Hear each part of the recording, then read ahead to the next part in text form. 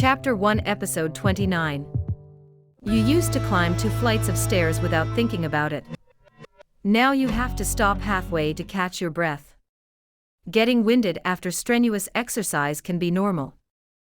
But if everyday activities that used to be easy are suddenly making you short of breath, it's worth paying attention. Shortness of breath doesn't automatically mean you have lung disease.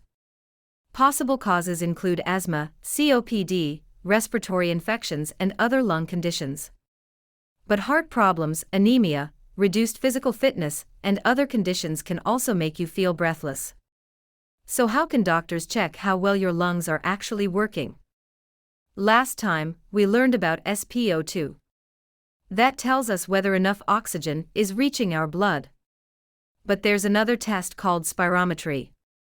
Spirometry asks a different question: how well can your lungs move air in and out?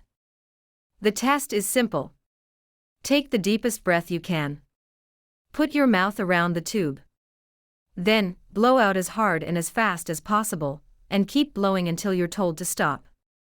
You'll usually repeat the test several times to make sure the results are reliable. You'll see 3 strange-looking measurements. But they're easier than they sound. FVC means, how much air can you blow out altogether?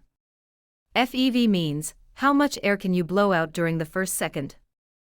And FEV divided by FVC tells doctors how much of your air comes out quickly. That's basically it. Here's an easier way to remember it. With open airways, lots of air can come out quickly, whoosh.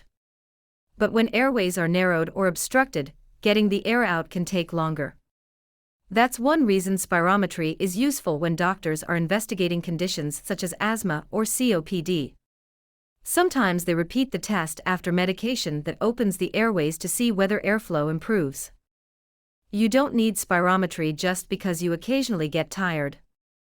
But if you're experiencing persistent or unexplained shortness of breath, recurring wheezing, chronic cough, or a noticeable decline in what you can physically do, talk with your healthcare professional. They can decide whether spirometry or another test is appropriate. And sudden, severe difficulty breathing is different. If you're struggling to breathe, especially with chest pain, coughing blood, fainting, confusion, or blue or gray lips or skin, seek urgent medical attention. Don't wait for a breathing test. Now we've learned 2 different ways of looking at lung health. SpO2 measures oxygen. Spirometry measures airflow. But neither one is a lung cancer screening test. In our final lung health episode, we'll look at who is really at risk for lung cancer and who should consider screening.